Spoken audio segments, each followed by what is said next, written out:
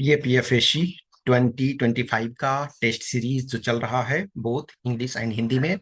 तो उसका जो 12th नंबर टेस्ट है वो आपका टुमारो स्टार्ट हो रहा है, यानी 13 जुलाई।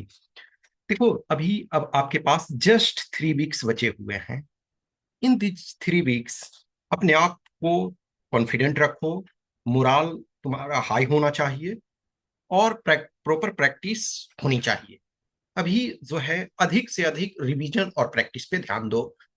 एक्स्ट्रा न्यू कोई चीज पढ़ने की जरूरत नहीं है। अब इसका मतलब ये नहीं है कि कोई एकदम देखना ही नहीं। ये नॉर्मल है जो हम अब बुक उठा करके नहीं पढ़ने लगेंगे, कोई भी वो बुक हो। अब जो है, जो आपके प्रॉपर यदि नोट्स हैं वो उनको पढ़ो, या किसी बुक को जैसे एनसीईआरटी वगैरह के बुक को कुछ हाईलाइट किए हो या कुछ इंपॉर्टेंट एस्पेक्ट्स हो जिसको रिवीजन करना, उसी एंगल से देखो। लेकिन अब प्रॉपर तरीका से ऐसा नहीं करोगे अब कि लक्ष्मीकांत बुक लिए और पढ़ने लगोगे, नो। अब ये करने की जरूरत नहीं है। हमेशा ध्यान रखो कि जो आपका एग्जाम है वो एक गेम है, और उस गेम में आपका जो प्रिपरेशन है वो तो मायने सबसे ज्यादा रहता है। लेकिन आपका ट्रस्ट, आपका भरोसा, आपका कॉन्फिडेंस, ये बहुत ज्यादा मायने रखता है। बहुत सारे कैंडिडेट्स को मैं जानता हूं जिनकी प्रिपरेशन बहुत अच्छी नहीं थी, लेकिन एक उनमें कॉन्फिडेंस था कि यस, हमारा हो जाएगा, हमारा अच्छा है, कंडीशन अच्छा है, ठीक है। ये चीज भरोसा रखना बहुत जरूरी होती है। ये इंटेंस उस टाइप का कंपटीशन नहीं है कि ओलंपिक में जा रहे हो और तीन ही लोग को मेडल मिलना है, किसी को गोल्ड मिलना है, किसी को सिल्वर मिलना है, किसी को ब्रॉन्ज मिलना है। नहीं भैया, यहाँ आपके पास मल्टीपल सीट्स हैं। लेकिन अभी फिलहाल हमारे लिए क्या है, रिटेन।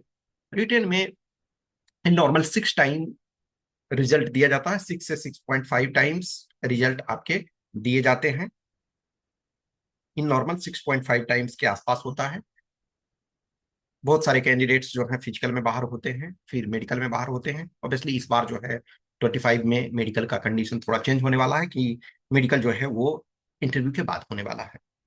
अभी सबसे अच्छी बात यह है कि UPSC more and more field में आपको, वंस आप इंटरव्यू राउंड तक पहुंच रहे हो, तो आपको अदर सेक्टर्स में भी जॉब प्रोवाइड करवाने के लिए जो प्रतिभा सेतु स्टार्ट कर चुकी है। तो अभी जो है अपना कॉन्फिडेंस रखो। इधर उधर देखने की जरूरत नहीं है। इधर उधर इन द सेंस है कि अननेसेसरी चीजों को से टेंशन नहीं लेना है। ये मानना है कि हमारा सिलेक्शन हो रहा है, अभी जितने भी दिन बाकी हैं हम उसको यूटिलाइज करें।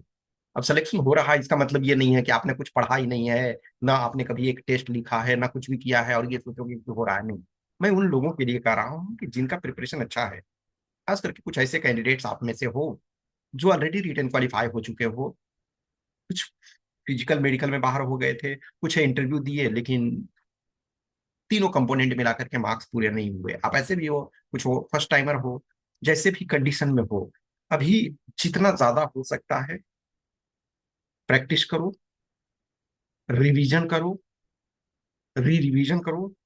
कुछ जो इंपॉर्टेंट एरिया है जैसे पेपर वन के है, पेपर वन में साइंस में आप देख रहे हो सबसे ज्यादा क्वेश्चन आता है। साइंस को अच्छे तरीके से कर लो। जो करंट अफेयर्स है, करंट अफेयर्स दोनों में आपका हेल्प करेगा।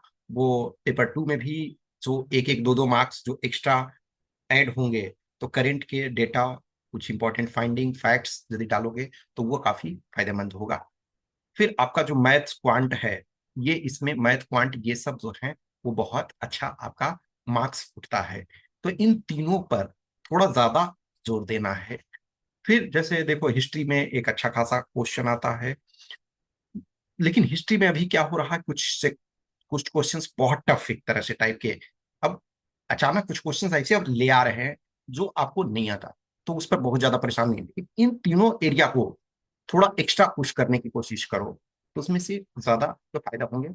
जो प्रीवियस ईयर पेपर है वो 10 ईयर्स का एकदम कमांड होना चाहिए। 10 ईयर्स का प्रीवियस ईयर पेपर पे प्रॉपर कमांड हो, उसमें कोई इधर इफ एंड बट ना हो, कि यदि वो वाला कोई भी पॉइंट उससे संबंधित मिले तो आपको एकदम हिट करना है, ठीक है, इस चीज को। फिर प्लस जो आपके और जो एग्जाम यूपीएससी कंडक्ट करवाते हैं तो लास्ट 5 ईयर्स के उनको भी देख करके चलना है। जो टेस्ट सीरीज हमने 2 फेब से स्टार्ट किया, तो चलते चलते वो आपका 13 जुलाई तक ये पहुंच रहा है, इसके बाद जस्ट 1 बचेगा, ठीक है। तो आपको यदि लगता है कि यस हमें लिखनी चाहिए, तो आप लिखो। जैसे आपका पेपर 1, पेपर 2 इंग्लिश और हिंदी में एक्चुअल एग्जाम में आपको दिए जाते हैं सेम टाइप के। अभी जिन लोगों ने एक भी नहीं लिखा है, आपको लगता है कि हमें लिखना चाहिए तो जरूर लिखिए। It is your take.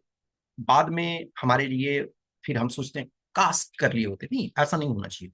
हाँ, अब ऐसा भी नहीं है कि किसी ने 10 टेस्ट लिखा, 15 टेस्ट लिखा और 20 टेस्ट लिखा, उसकी गारंटी नहीं।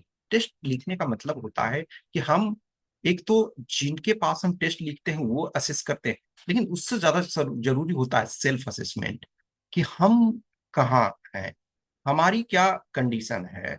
तो सबसे जरूरी है कि हमारा अपना खुद का चेक करना, कि क्या हम पेपर 1 में कंप्लीट कर पा रहे हैं या कहाँ हमारा मिस हो रहा।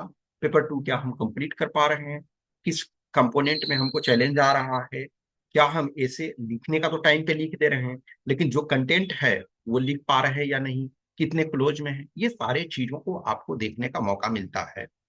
जो भी जिनको लगता है टेस्ट से संबंधित या कोई भी एस्पेक्ट से आपको टेस्ट लिखना है ना लिखना, उससे कोई फर्क नहीं पड़ता, लेकिन कोई भी क्वेश्चन क्यूरी डाउट होता है रिलेटेड टू इस एग्जाम, तो आप हमें मैसेज कर सकते हो। I will be happy to help you. So many candidates जुड़ते हैं, तो ये इसका मतलब नहीं है कि आप पे करके टेस्ट ही लिख रहे हो, नहीं। हमारे मन में कोई डाउट है, कुछ क्वेश्चन है, कुछ क्यूरी है, तो जो छोटे मोटे चीजें हैं तो ये वो मैं डिस्कस करने की कोशिश करता हूँ। मैसेज कर सकते हो आप, और जिनको टेस्ट लिखना है वो लिख सकते हो। अभी भी आपके पास 3 वीक्स का टाइम है एक दो टेस्ट लिखना, यदि आपको लगता है तो आप लिख सकते हो। Okay, thank you.